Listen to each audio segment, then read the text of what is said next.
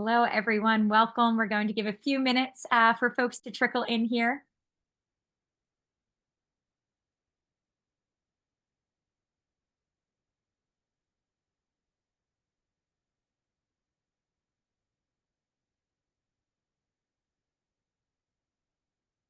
In the meantime, if you want to introduce yourself in the chat, feel free. It should be open for everyone.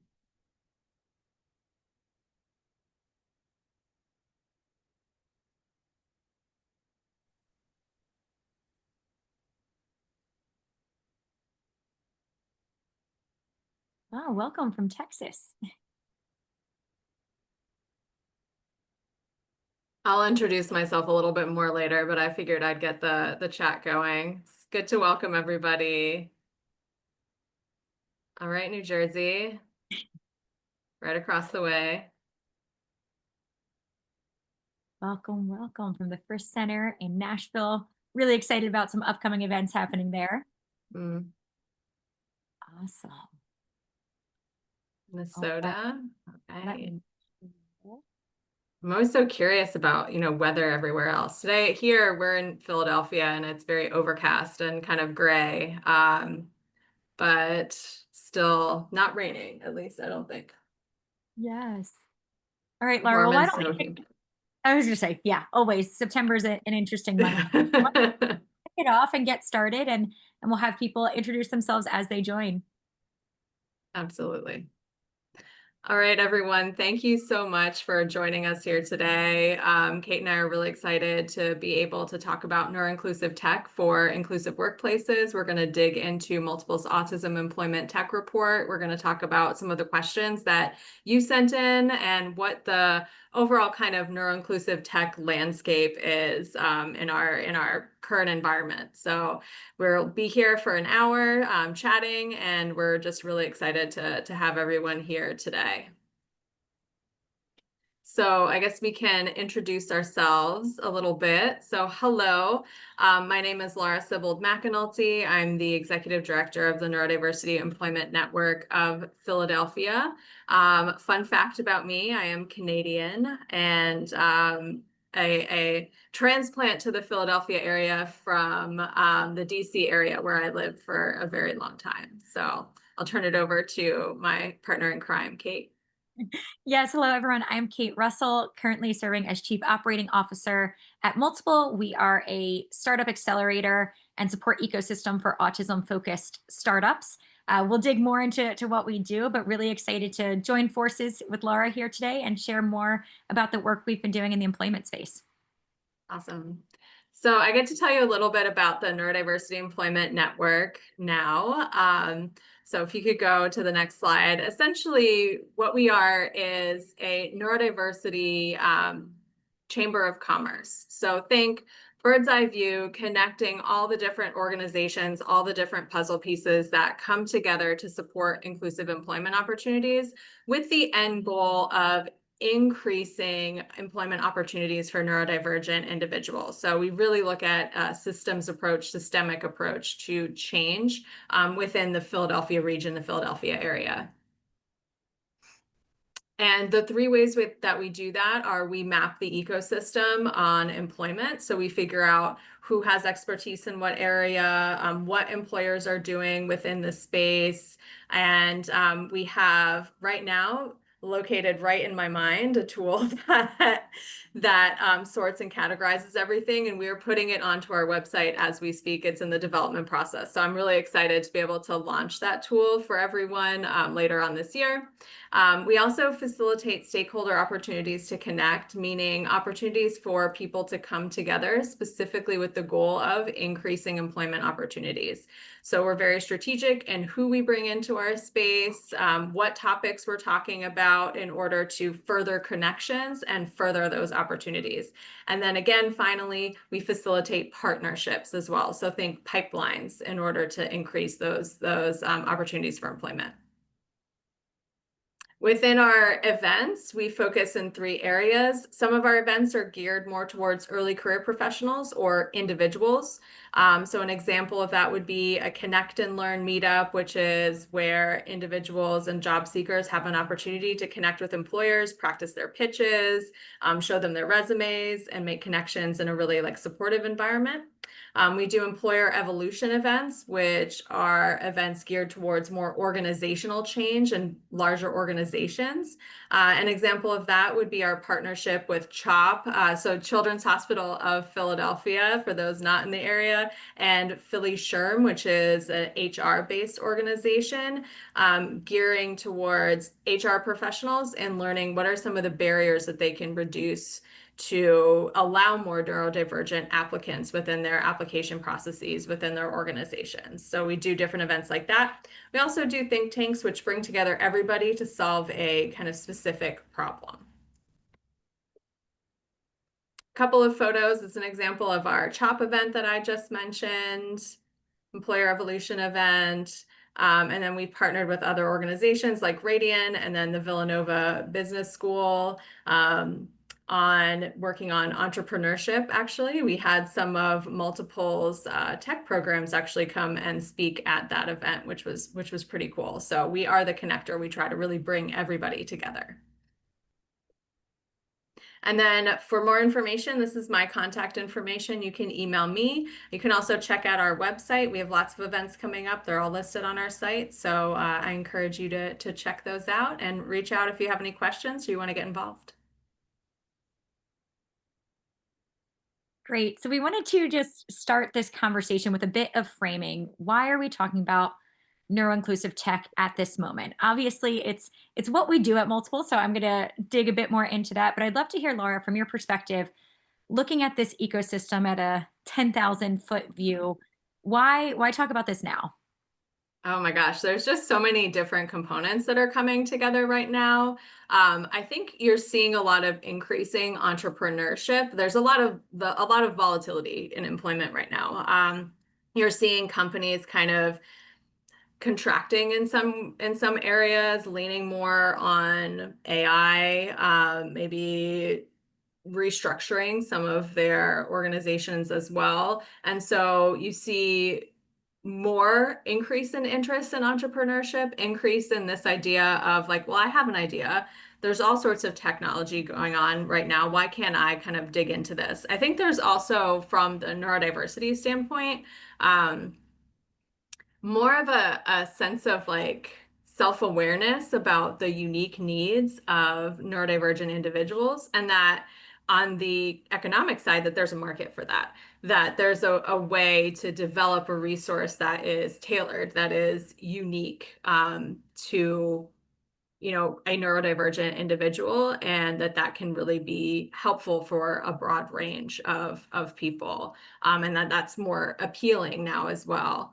I think you see more Gen Z also coming into the workforce currently, and if they're not, we know that Gen Z tends to have a very strong sense of justice in the workplace and wants to work for an employer that lives their values. And if they're not finding that, you're seeing people just tend to say, okay, well, I'm going to do my own thing. I'm going to create something.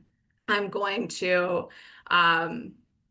build something that I really believe in. And so there's a lot of different like components there where you're seeing more and more of this entrepreneurship side, this innovation piece, as there's a realization of like, hey, my brain is different. I can actually create something really unique for people like me. And then more acceptance, I think, of automation in tech as well. So like developing a tool that does something in an efficient way, or does something that maybe we haven't realized we've needed before, but now like, let's try it and let's see what happens. I think there's so many different pieces involved with like even just the strategy of, wow, as we automate more, I think you find more and more elements that could be better. And so more and more features or a specific development of tools that like fills this gap or fills that gap. And I think you're going to continue to see that moving forward. Absolutely. I think a lot of what you're saying is what we saw coming into this report too. So I'm gonna dive a little deeper, but I think to call out some of what you're saying, right? The capabilities of AI and the Yeah. ability to build tools that can be really adaptive to individual people, and sort of the annoyance with the systems Yeah. that haven't responded or have taken so long. If you've ever been through like a disability accommodation system, if you've ever been through figuring out what to say to your manager, right? It can be quite a struggle. So I think people are filling the gaps with tech, and we're really excited to share today some of the tech that we're seeing specifically in the Mhm. workforce space. So please, I know we're on a webinar here, so you can't speak up, but if you have ideas to throw into the chat or questions or things you want to share, please do put them in there. We'd love to reflect on them as we go through. But what we're going to spend some time now doing is really digging through Multiple's Autism Tech Report. You are some of the first to see this. It does release publicly on LinkedIn today in less than 2 hours, so it will be available to the public. But this is sort of the behind the scenes view and a chance for you all to get some nuance behind the report. Of course, you can read it, and we hope you do. But also, you'll see a lot of the insights shared here today. If you're not familiar with Multiple, as I said, we are a nonprofit startup accelerator and support ecosystem for autism related technologies. We believe there's multiple ways to be autistic, and we look to support folks across different levels of support needs, multiple ways to accelerate innovation, largely through our accelerator program, but we provide mentorship support. We do office hours with startups who are interested in benefiting from some of the expertise of the team, connect folks to others in the ecosystem, much like Laura is talking about, but on the innovation side. And there's multiple ways to uplift our community. So today, this report is the result of many hours of work and many years of collecting data on what's going on in the autism tech ecosystem. It's part of our database. As you'll see here, it comes out of our database. We have our accelerator programs, our mentor matching. We have our innovation hub, startups, mentors, panel events, showcases, and then our database where we track what's going on in autism technology. And as the multiple team talked about, what do we do with all of this data? One thing that really stood out to me is so many people in the neuroinclusive workforce space. We don't talk about the tech and innovation side of this nearly enough. Fun fact, if you didn't know, prior to Laura, I led the Neurodiversity Employment Network, and there really wasn't much I knew about enabling tech in the space that I could refer to employers or to individuals themselves.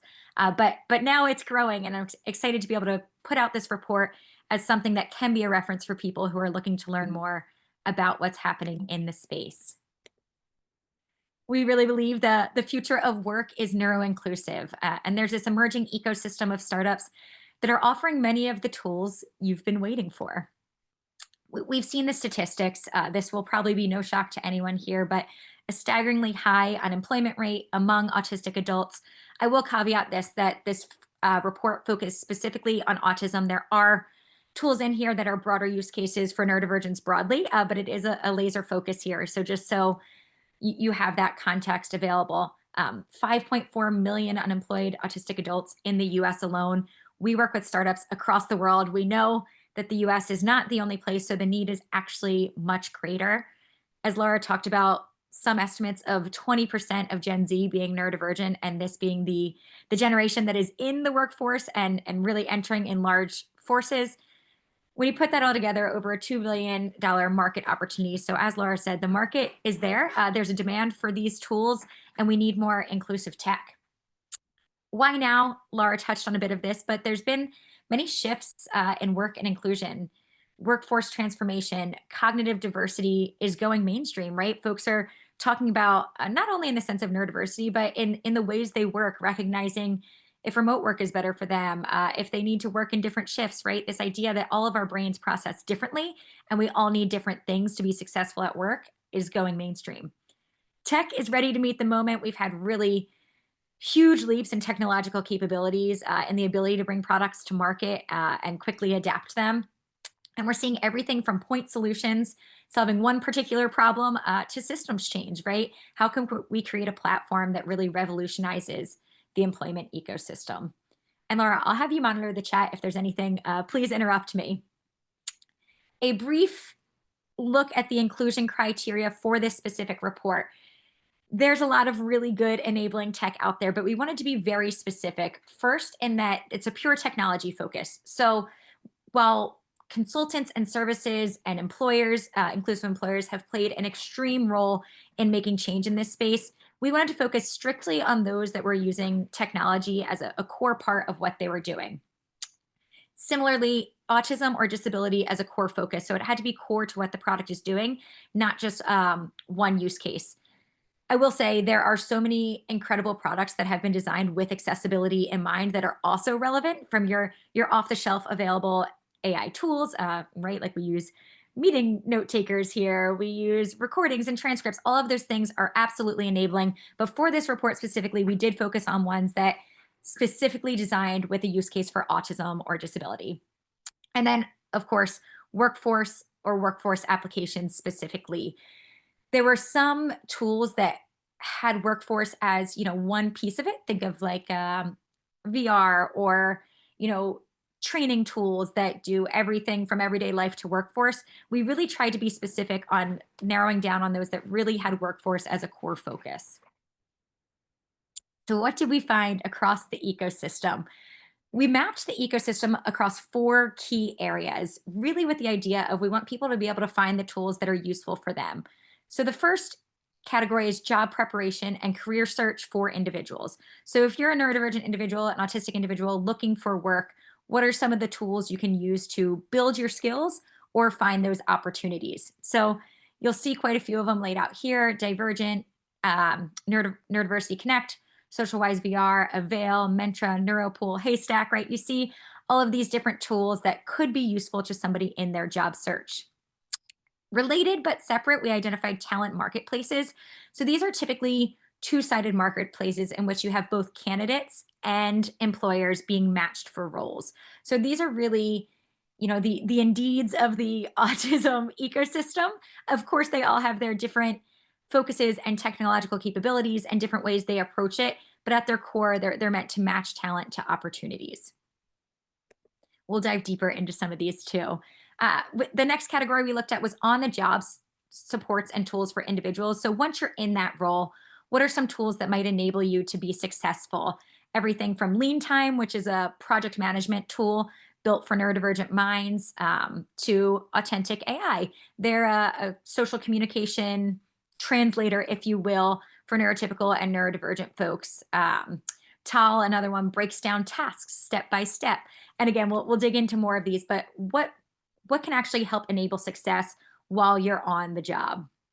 And then the last category really looked at the tools that are available for companies who are trying to create a more inclusive environment. So some of these might include those talent connectors and marketplaces, but others like Optimize, a enterprise-wide training on neurodiversity, or we talked about Lean Time already, Disclo, something that helps employers streamline their disclosure process. So while it's extremely important to look at the individual side of this, there's also the employer side of it. And many of our companies in the multiple network do focus their efforts on both individuals and employers. So it's not as clear cut as these categories make it appear. They often have various capabilities and various strategies, but this looks at what their core capabilities could be. I'm going to take a brief moment to check the chat. Okay, awesome. It looks like Laura is handling it all. We also Yeah, wanted there to, was, oh, I'm sorry, Kate. I was going to say there was a request about providing a list of these, but I'm just reminding everyone that the multiple report is coming out today. So you'll have access to that information. So I'm glad everyone's excited about it. yes, I will send immediately following the webinar a link to the report so you will have all of this. We'll also have the recording available for you should you want to review it. But encourage you to check out the launch live on LinkedIn today too. So while looking at the tools, we wanted to also start a conversation around different levels of support needs in the workplace specifically and what tools are best fit for these. So these are not new startups. They were all categorized previously. But if you're somebody who's looking for a tool, and you might be, say Peak, a note-taking tool might look different than something that's breaking down tasks in something that's, requires a little more support at work. So if you're looking at support needs, feel free to check out this page of the report as well. Now, Multiple, we are, as I said, a nonprofit startup accelerator. And last year, we ran a cohort specifically focused on workforce. So these are the specific companies we worked with. I saw Shelly from Haystack is here today. So hello, Shelly. There might be some more of you in the audience, but we'll go through what each of them does. We've also had a part in mentoring or connecting with other startups in the space like Mentra, Divergent, Life Sherpa, InFlight, and Optimize. We're really proud to be able to support these early stage companies and helping them refine what they're doing and ultimately make impact for the people they're trying to better the lives of. So what do these companies do, right? Here's our workforce cohort, as well as some others included that we've worked closely with. Authentic AI, as I talked about, they liken themselves to Grammarly for miscommunication and social friction. So they're a Slack extension that you can add onto your Slack or your email, and it will tell you, how your messages might be interpreted or what the tone might be. I used it with the founder on our Slack, and even going back and forth about scheduling, saying, "Oh, it seems like you might be conveying you're a little upset that they missed this, right?" And I was like, "Oh no, that wasn't my intention. Let me reword this." So it's that sort of social friction, Grammarly for miscommunication. The Focus Company, they're quite different in that they're hardware in some ways. They are a wearable, they're glasses in prototype that have liquid crystals to dim your peripheral vision for focus. They're very vogue, very cool looking, but the idea being able to control your environment no matter where you are. So not relying on being in a private office, being able to control your focus within the environment that you're in. Haystack. They are a gamified and equitable assessment tool, taking playing a video game into understanding career aptitude and skills to be able to better understand what skills somebody might have and where they could be a fit within your organization. Lean Time, we talked about a productivity tool. I'm sorry, a project management tool for neurodivergent minds. Major Choice is a career exploration and mentorship platform that helps serve students aged 14 to 22 figure out what career paths they want to take and what it's going to take to get there. Neuropool, one of our talent marketplaces, finding and mentoring neurodivergent talent. FeebX, sensory fatigue and anxiety. And Tal, like I talked about, making some of these repeatable processes in the workplace more accessible. So you can go step by step through a process, prompt, be able to access whatever you need to be successful in that task. And then Neurodiversity Training International, another alum of ours, they do coaching, training, and diagnostics. So they do a little bit of everything there. Now, outside of what we talked about, we categorized all of the startups in this space across key categories. So productivity tools was one, these tools that help you with task management or focus, communication tools, mediating social communication in the workplace, executive functioning tools, which I think is interesting, just as a sidebar, right? If you think about it, executive functioning tools could fit into productivity tools, but there were so many that were specifically focused on this executive functioning need. And it's often one of the needs we hear about most that we felt we should pull it out as its own separate category because they are very specific in how they support the users that use them. Job skills training, looking at building up those skills before you get to work, often targeted at middle school, high school, or college students. Accommodations access, looking at in the workplace, how do you request and get the accommodations you need? Recruitment and job matching, I think that one is pretty self explanatory. Mentorship, an emerging one, right? How can we provide mentors for people both looking for work and who are already in the workplace, maybe looking to advance?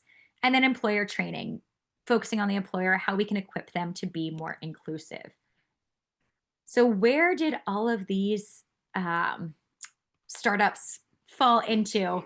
Our biggest category was productivity tools, and you heard me say that executive functioning tools could have been considered in that. So if you look at really what that falls into, it's a huge category, um, followed by recruitment and job matching, accommodations access, or sorry, job skills training, accommodations access, and then mentorship being the smallest.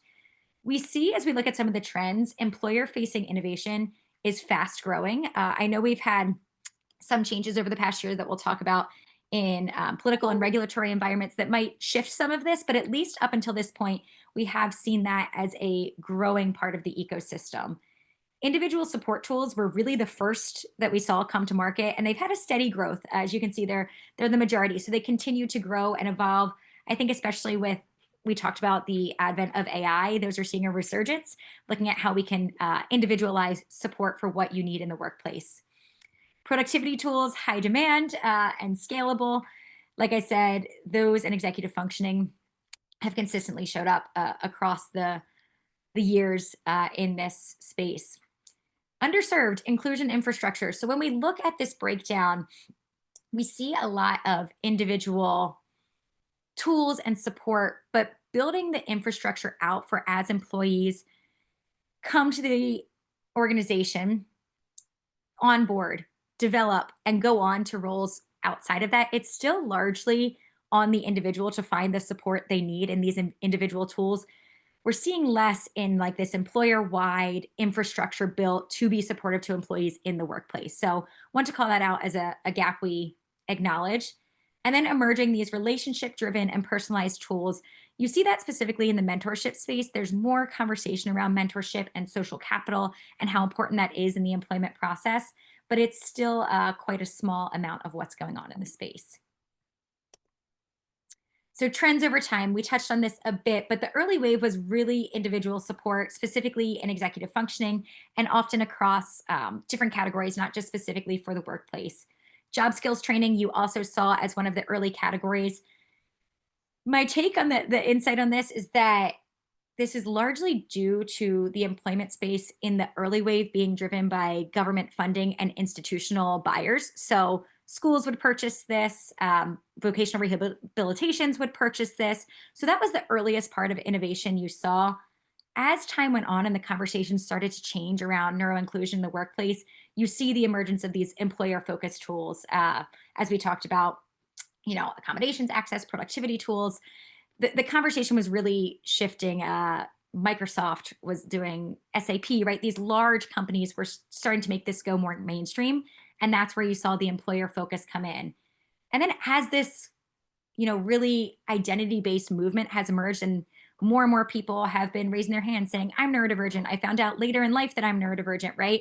You see this personalization and identity come into play. And we're really seeing the tools adapt to reflect that reality and not no longer being constrained to only the schools or the vocational rehabilitations. So, where is workforce innovation happening? The short answer is around the world. In our report, we see a large concentration in the US, but also across different countries in the world. So, the UK and Ireland have strong activity relative to their size, Israel and Iceland. There are quite a few autism focused startups in Australia, Canada, and other European countries. Interestingly, we didn't find as many in the workforce specific space, but they really have built out the policies and the environment for it. So I wouldn't be surprised if we continue to see more and more out of those areas of the world. So if we look at over time, new entrants to the space from 2009 to 2015, 2016 here, pretty stable. You see that big jump from 2016 really through 2019, 2020 in new entrants in the space, and then some sort of steady growth over time. So I think, with we've talked about this, the advent of AI, there's going to continue to be more and more entrants into the space. It might look a little different. We've already seen startups pivoting depending on their focus on the employer versus the individual. We've seen some really broad tools coming to market that certainly would have a use case in the workplace, but aren't necessarily targeted at that.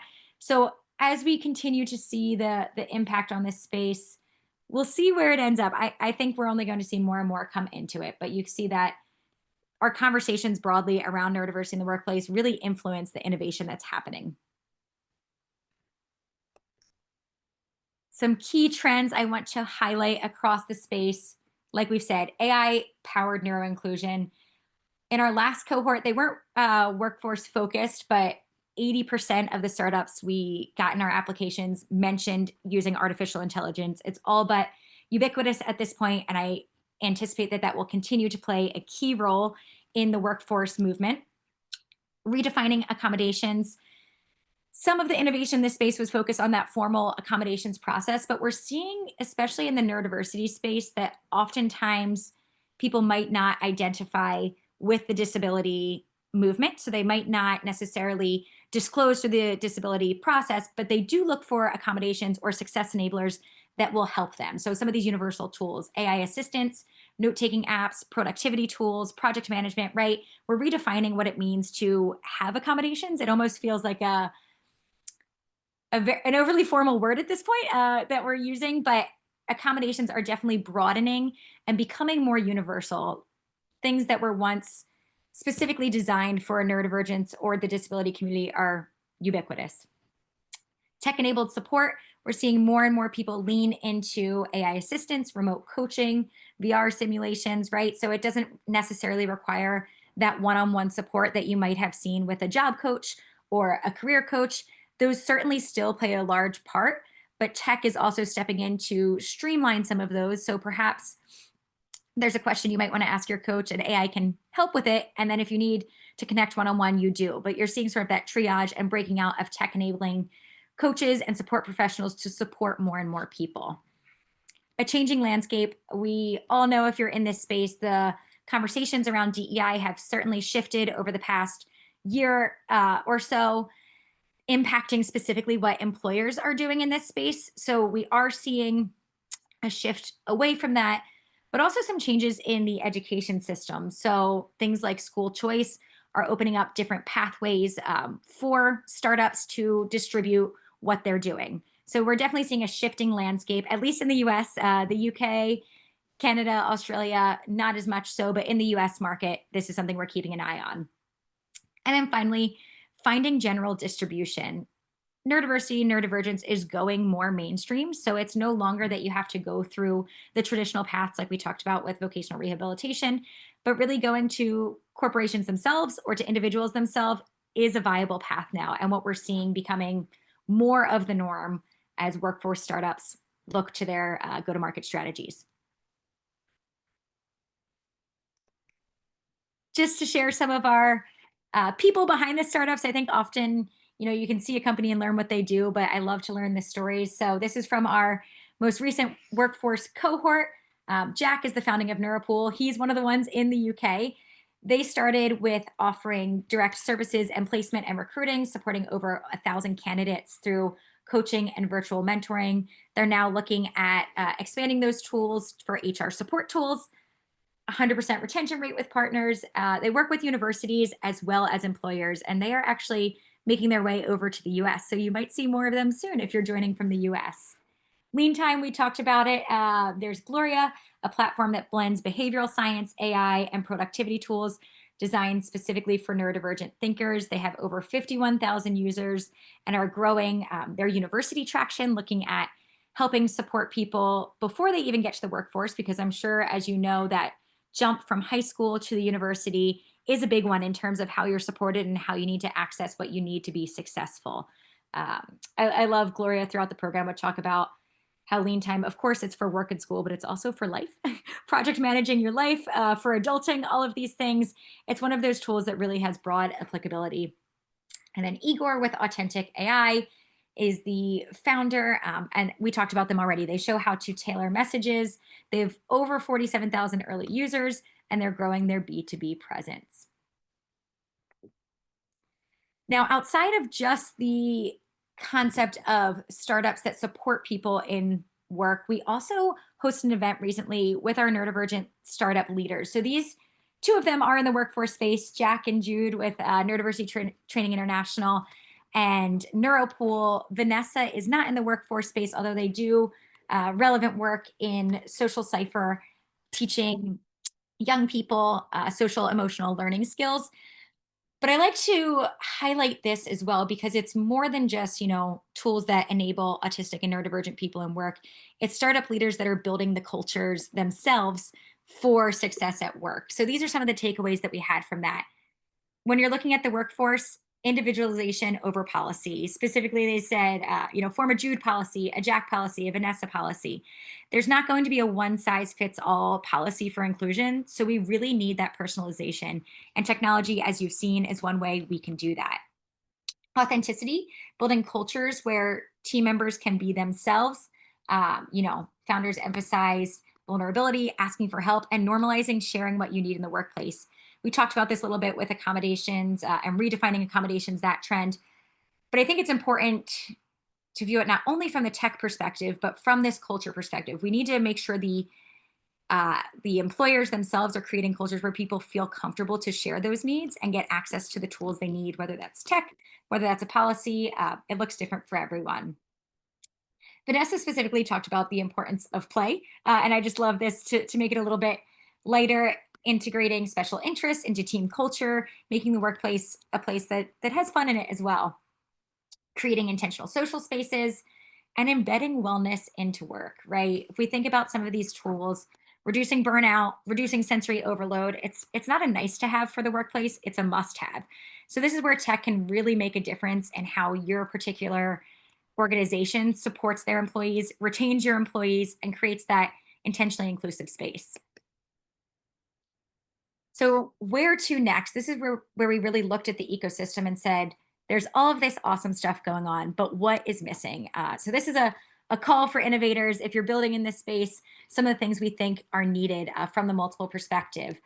The first is support for all support needs. We did see many tools targeting those with lower support needs in the workplace, but there's still a significant gap in tools for autistic people with higher support needs, particularly the non-speaking population. We are seeing some really interesting innovation in that space now, but there's definitely a need for a lot more. There's opportunities for startups to create assistive technology that enables communication and job support. Career advancement, a lot of what you saw today focuses on getting a job and maybe succeeding in that job, but we still have to be cognizant that there's a whole career pathway. How do you navigate asking for a promotion, asking for a raise, right? All of these really important milestones in your career, or maybe knowing when it's time to switch to another employer, right? We see a gap here, and that there's not as much looking at mobility in the startups that we've seen in the workforce. Integration with mainstream tech, there's still an opportunity for startups and technology to integrate into some of the bigger systems. Often when we spoke with corporates in the space who wanted to do more, but the technology just was not integrating into these large systems that have pretty big requirements. So there's that opportunity there. And definitely if you're building in the space, something to look into as you grow. Global cross-cultural adaptation, we talked about that map and where innovation is happening, but there's autistic people, neurodivergent people all over the world, and work looks different in every part of the world. So the opportunity to expand and meet the needs specifically in those markets is one that we think would be well served. And finally, I think the biggest thing we'd like to see the ecosystem do is move beyond point solutions. There are many incredible innovators looking at different points in this process, like we talked about the hiring, the communication, the executive functioning. But we really need to move toward integrated end-to-end solutions that can support neurodivergent employees throughout the entire employee life cycle. As you can imagine, people are often piecing together all of these different things, whether you're an employer or whether you're an individual looking for support. You're piecing together all these multiple parts that could be, in theory, part of a bigger, more integrated product. So a call to action for everyone here. If you're an investor in this space or perhaps philanthropically interested, know that you can fund the next generation of solutions, right?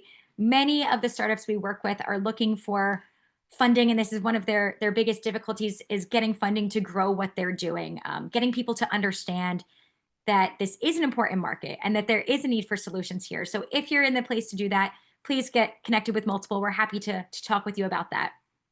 Adopt. If you're in the space, maybe you're in education, maybe you're an employer, try out one of these tools, right? Often the startups in these early stages are just looking for people to pilot, looking for people to give feedback, but the systems can move really slow. So if you're in a place to be able to try out one of the tools, give feedback on it, and work with an early stage startup, that's one way you can make a really big difference in this space. Open doors for collaboration. Laura, this is perfect for you, right? Connect startups with employers, investors, community networks. The more we bring this community together, the better. We're far too fragmented at this point, and I think we just need to continue to push, to get everybody working together. We don't need to reinvent the wheel. We just need to get people to meet the right people. And then amplify the movement by sharing this work. If you think there's insightful content here and you know people who could benefit it, please share the report. Like we said, it's going to go live in just over an hour and you'll get it right after this. But we really want to make sure it gets to as many people as possible so we can continue to support the work. You'll find that report on LinkedIn at 3 p.m., but you will also, you can find it on our website or reach out to us at programs@multiplehub.org. This is just the first report, and many will be doing. Workforce and employment is the focus for this one, but we'll be looking to other topics as well. The next report is going to focus on alternative augmentative communication and access to communication, but workforce is going to continue to be a central part of what we do. So that is the content I have for today. I know we had a few questions that came in the registration form, so I will start to address some of those. But if you have any questions, please feel free to put them in the chat for either Laura or I, and probably both of us will weigh in on it, and we will get into it. So Thank you so much, Kate. I just want to give a moment for you to catch your breath. I know it's hard to run through all that in a short amount of time, but we had great comments coming into the chat and some questions as well. So I can kind of start that process to pull from the chat, and then we can jump into the ones from our document. But thank you all for your comments, for your questions throughout. I'll start with one of the earlier questions and jump down. But one topic that I think is really interesting is about how some of the people who are working in the field, your coaches, your employment specialists, your OVR who do the day-to-day one-on-one service provision. Are you seeing organizations adopt tools like these, or how is that kind of being disseminated? And I have thoughts on this as well, but I'll start with your thoughts. Is there a way to like streamline that, I guess is the question. yes, well, first, thank you, and thank you for bearing with my fast speech. It's in our Philadelphia roots to just blow through things. So I appreciate that. We'll have a transcript available. I just want to clarify the question of, you're asking if, say, Office of Vocational Rehabilitation or whatever it is in your state, or job coaches are adopting these technologies themselves. Is that the question? Yes, that is one question. That's like one part of the question from a standpoint of like efficiency. Yes. So short answer, yes. Long answer, not nearly enough.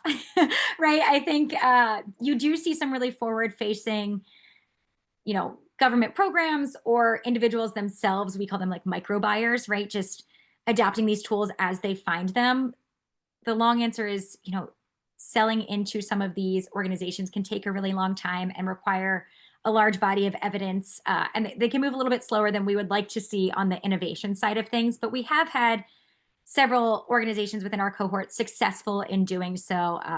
One of which, Major Choice, I think, is now in their fourth or fifth state. Divergent is another one who's had a lot of success working with Office of Vocational Rehabilitation across the country.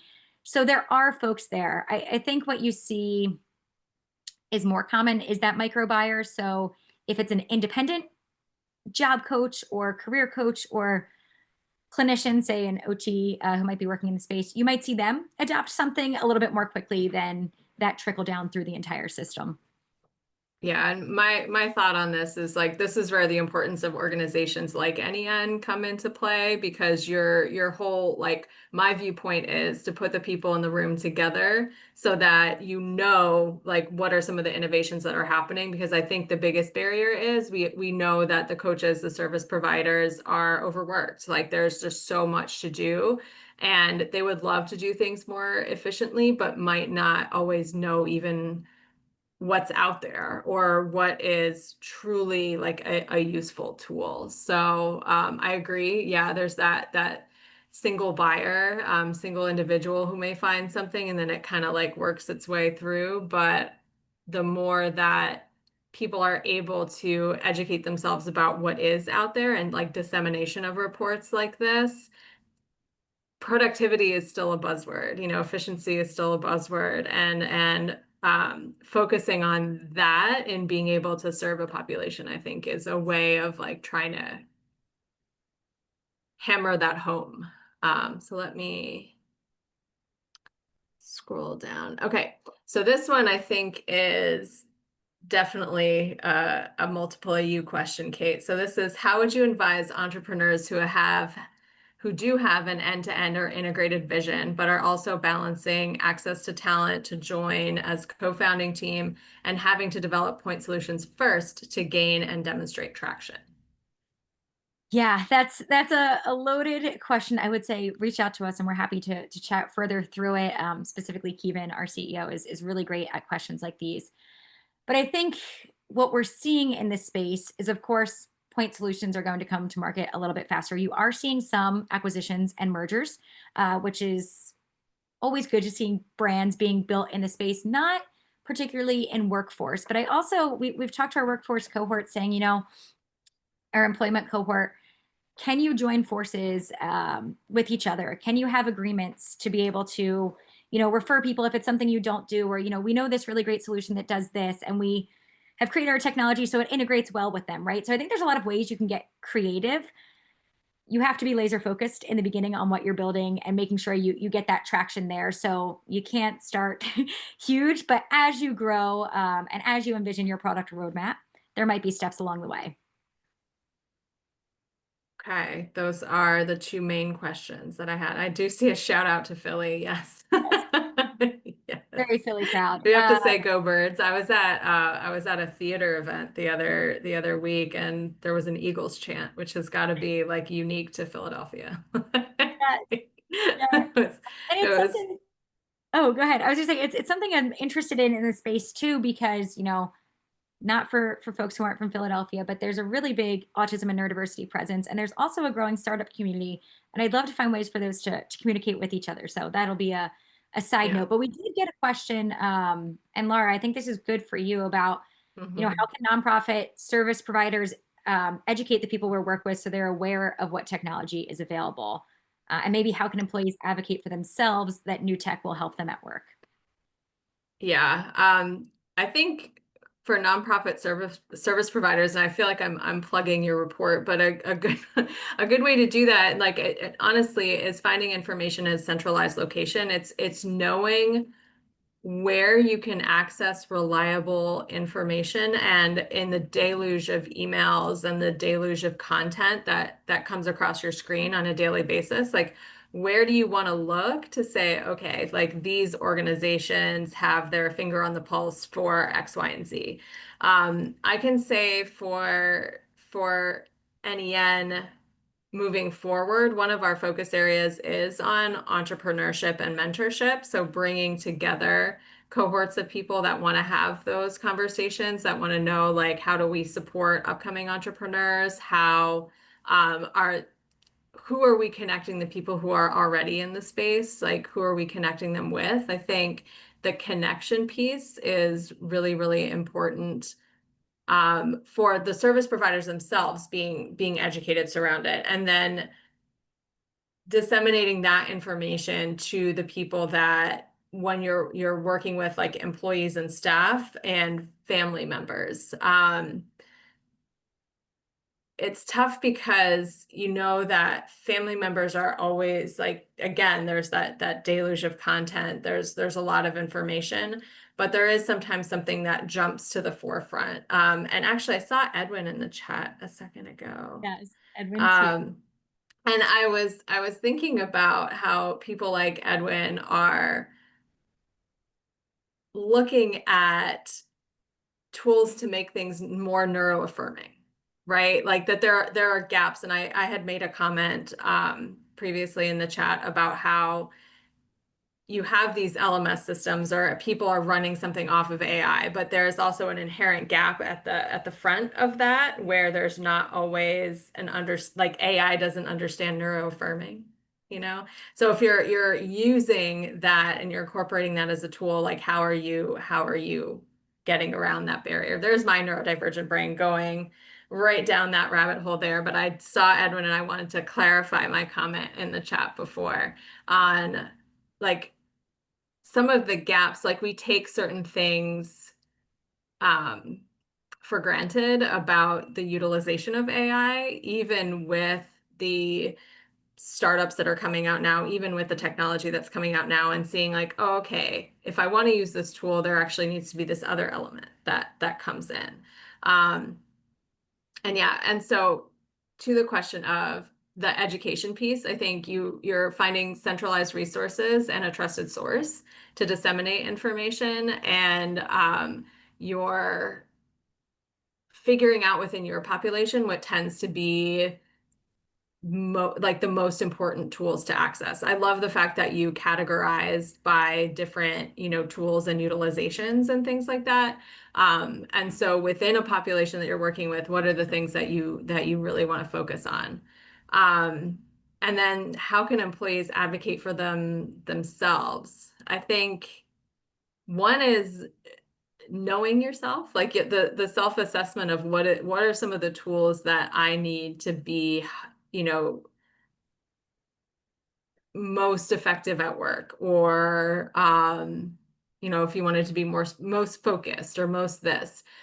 One thing I noted with the categories of exec function, of productivity, they're heavily focused on like employment retention effectively. Like, how are you being successful at the job you're already doing? And so I think if you take that as an individual and you say, okay, what makes me successful? What are the things that I can use? And then you're showing that and saying like, these tools are what make me successful at my job. um, that is a winning argument. Now, you do have some employers that come out the gate and just say, like, what are some of the tools that are helpful to you? And it doesn't matter if you're requesting accommodations or you're not, it's just something that's part of their onboarding. And then you have others that you have to go through a very specific process. So that part can depend, but I found that whether you're disclosing or not, if you're saying like, hey, this is something that is impactful for my ability to do my job, it's less about a label and more just about this is what I need to get things done. Um, so that's my thought on that. And I'll pause because now I've talked a lot.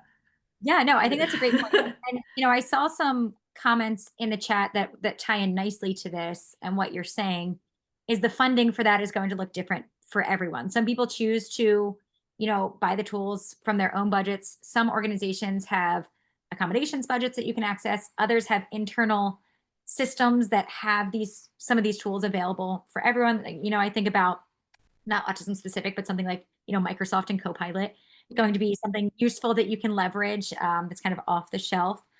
I saw a quick note that I want to address. We do have an expanded version of the report that includes descriptions for all of the startups that are included.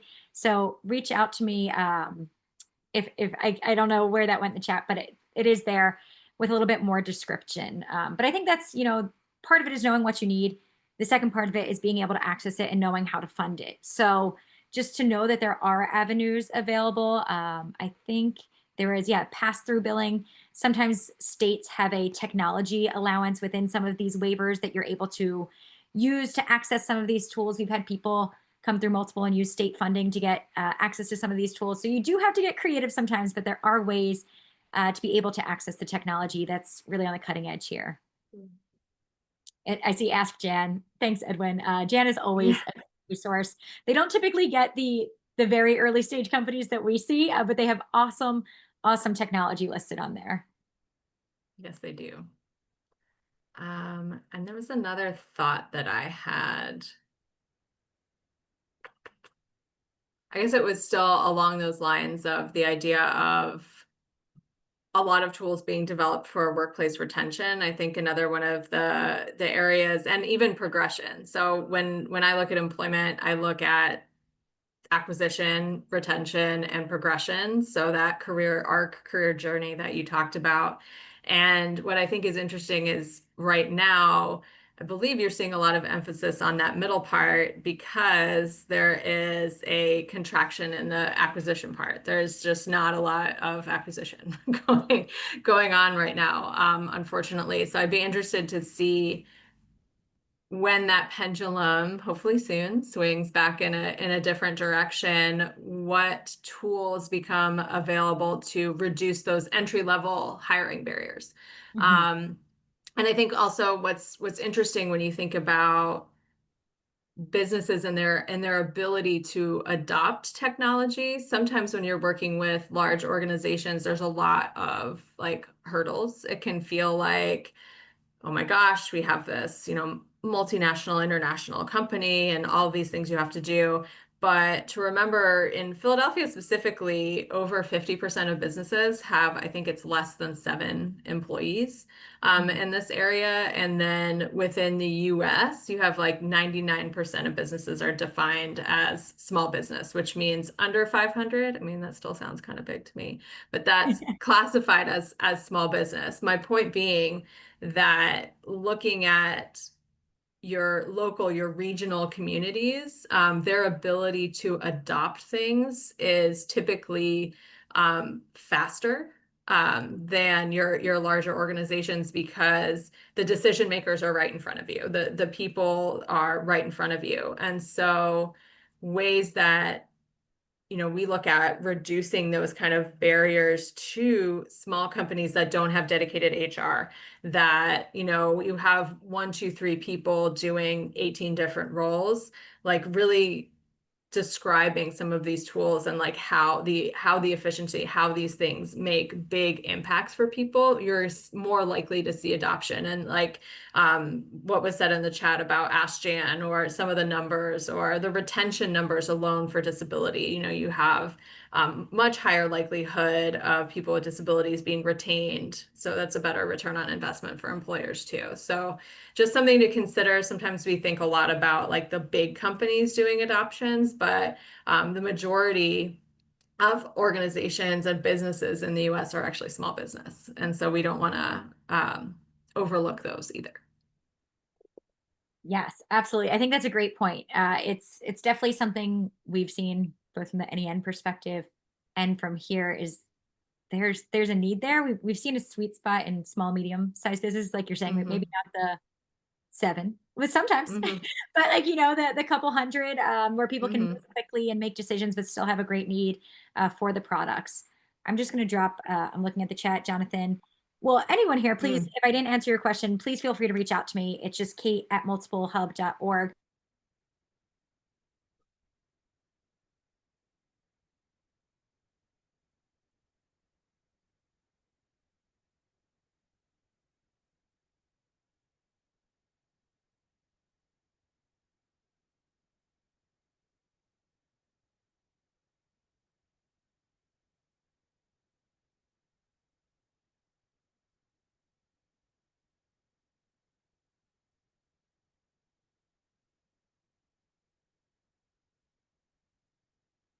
Okay, so maybe it was Kate. I was gonna say, I think I'm frozen. Yeah. Kate, I can see you, but you're frozen on the screen for me. Okay, let me stop Oh, my there we are. Yeah, you just came I'm back back. on the screen. So much Okay. for a tech accelerator, right? And my tech cuts out in the middle or at the end. But really, as I was saying, please feel free to reach out to me, kate@multiplehub.org, if you have any questions or you're looking for tech in other areas. And yes, the slides will be available. Happy to share, as well as the report has very similar content. So, Laura, any closing thoughts or comments from you? I just really, really appreciate the comments, the thoughts in the chat, the questions, people's excitement about the information and desire to learn more. I think sometimes it can be hard in an environment like right now, AI has been sweeping everything and people are learning new things, and so it can become overwhelming. But I want to appreciate you, Kate, for delivering the information in a way that's super, super accessible for people, and our attendees for being so enthused about wanting to adopt technology and try new things. Because yeah, as a neurodivergent person, sometimes I like to do the same thing. So, and so I've been pushing myself to try new technology and different things as well. So it's been great. And I want to encourage people. There was a question about testimonials and could we hear from individuals? And I talked about the video testimonials that NEN has. And I suggested also you can reach out to multiple about their entrepreneurs specifically about their stories and their backgrounds and things like that. So both of us have kind of different types of testimonials that you can access. Feel free to reach out to me as well. It's laura@nenphl.org, or you can find me on LinkedIn. And definitely check out our website for upcoming events in the Philadelphia region. And we also have webinars as well that would be accessible to everyone. We're doing a partnership with Blind Institute of Technology next week, actually, and you can learn about access from them to different Salesforce administration and digital accessibility trainings free of cost. So definitely encourage people to check that out. Awesome. Absolutely. Please keep up with both of our organizations. My closing thoughts is that it takes all of us, right? This is a huge problem. It's going to take employers, it's going to take nonprofits, it's going to take tech. So please, in your little sphere of influence, do what you can. And we're happy to be a part of that. So thank you so much for joining us, and we'll be in touch soon. Thanks, everyone.